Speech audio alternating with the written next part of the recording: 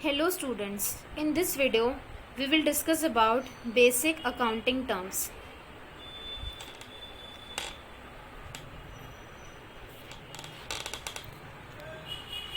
आज हम अकाउंटिंग के कुछ कॉमन एक्सप्रेशंस को डिस्कस करेंगे.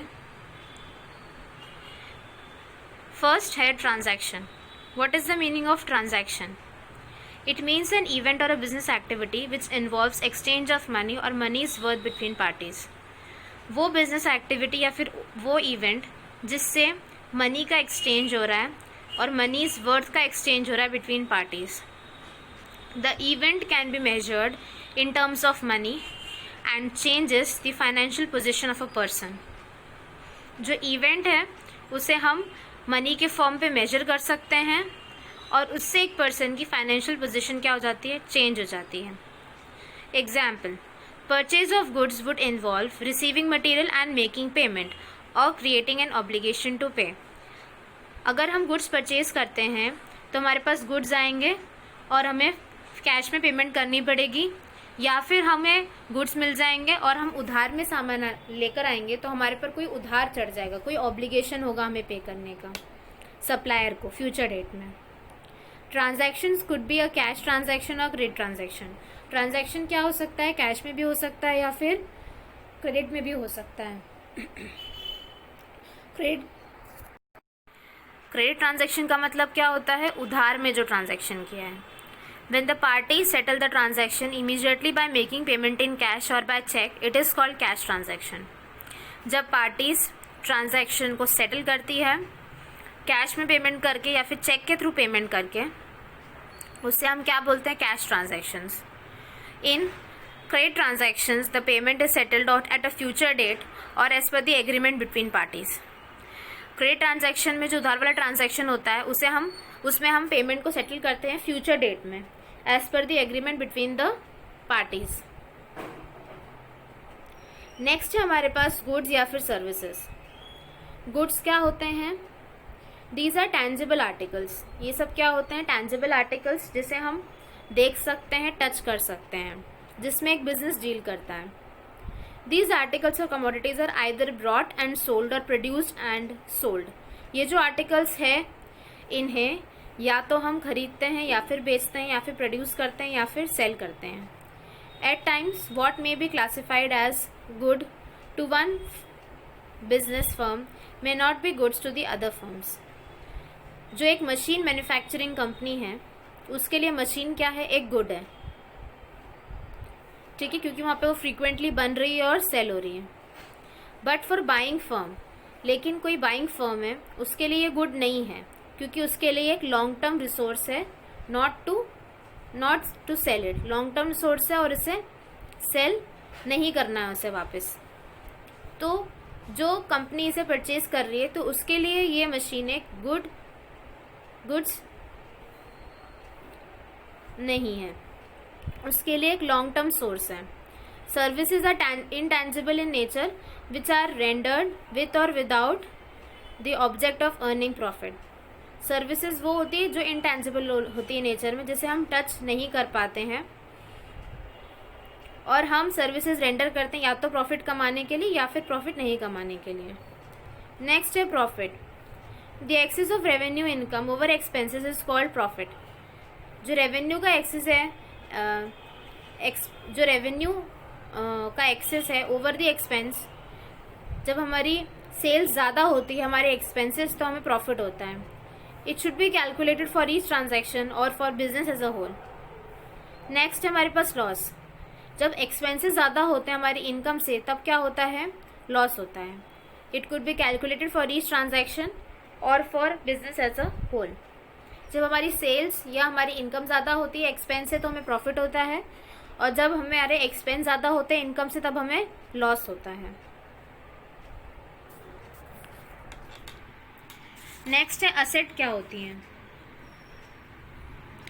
असेट्स आर प्रॉपर्टी और legal rights owned by an individual और business to which money value can be attached. मतलब ऐसी प्रॉपर्टी या फिर ऐसा लीगल राइट जो इंडिविजुअल से अटैच्ड है और उसकी मनी वैल्यू होती है. In other words, anything which will enable the firm to get cash or benefit in future is an asset. कोई भी चीज़ जिसे हम कैश से जोड़ सकते हैं, जो हमें फ्यूचर में बेनिफिट देगी, उसे हम क्या बोलते हैं? असेट बोलते हैं। एग्जाम्पल्स क्या है असेट के? Land, building, machinery, furniture, stock, debtors, cash, bank balances. Assets are future economic benefits, the rights which are owned or controlled by an organization or individual. Assets are property or legal rights owned by an individual or a company to which money value can be attached. Assets are valuable resources owned by a business which are acquired at a measurable money cost. वो resources जो business ने acquire करी है जिससे हम एक measurable money value को attach कर सकते हैं। इट शुड बी ओन, ये हमारी खुद की होनी चाहिए, हमारी खुद की प्रॉपर्टी होनी चाहिए। एक इंडिविजुअल को ओन करनी पड़ती है या फिर ऑर्गेनाइजेशन को ओन करनी पड़ती है। It may be in the tangible form और इनटेंजिबल फॉर्म, ये टेंजिबल फॉर्म में हो सकती है या फिर इनटेंजिबल फॉर्म में हो सकती है। It should have some value attach to it, उसमें कुछ ना कुछ वैल्यू क्या होनी चाहिए?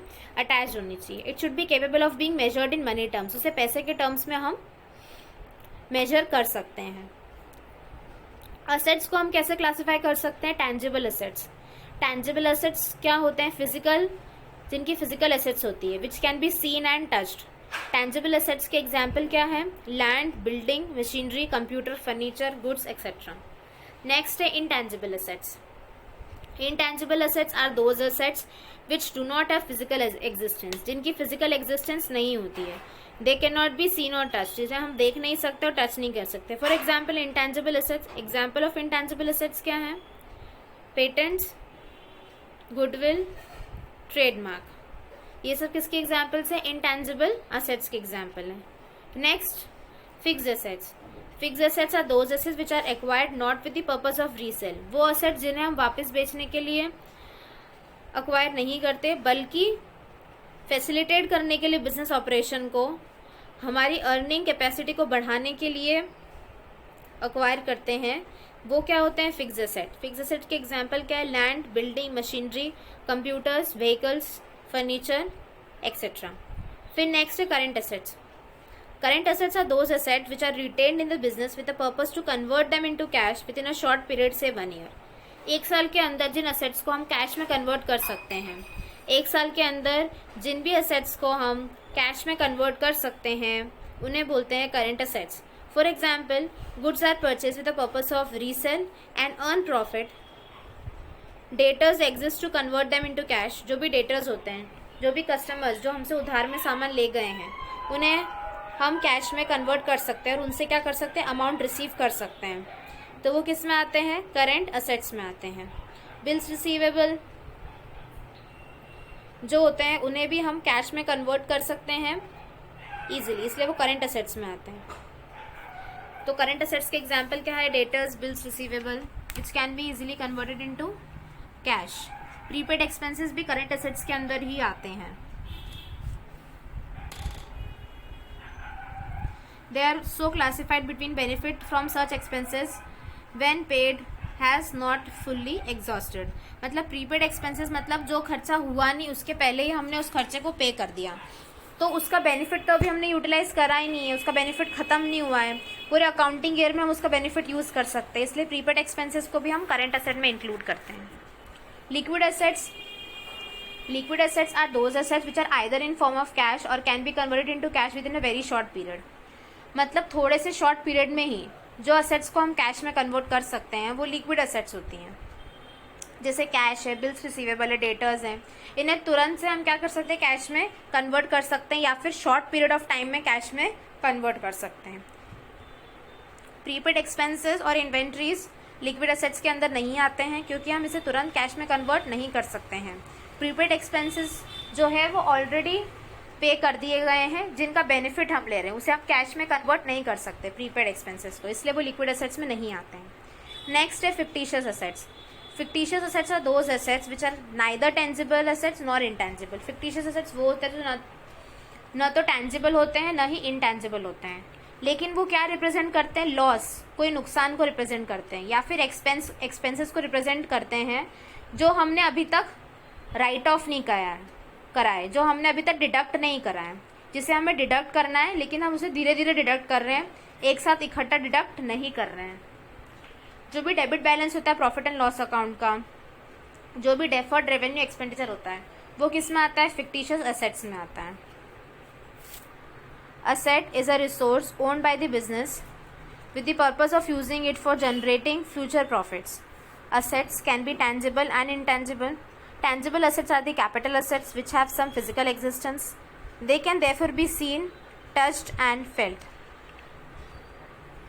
Furniture and fittings, land and building, books, computers, vehicles. The capital assets which have no physical existence and whose value is limited by the rights and anticipated benefits that possession confers upon the owner are known as intangible assets. They cannot be seen or felt, although they help to generate revenue in future. Goodwill, patents, trademarks, these are example of intangible assets.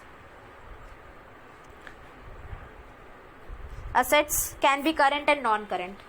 Current assets कौन से होते हैं? It is expected to be realized in or is intended for sale or consumption in the company's normal operating cycle.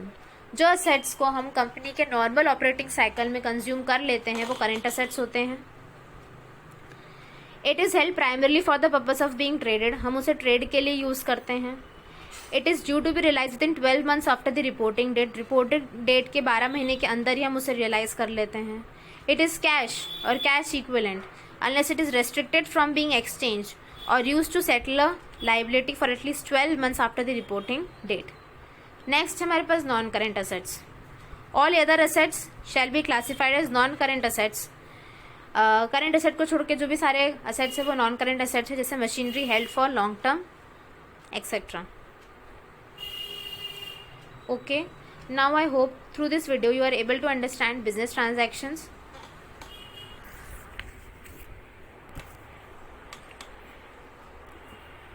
Goods and services, profit loss and assets, types of assets. Thank you.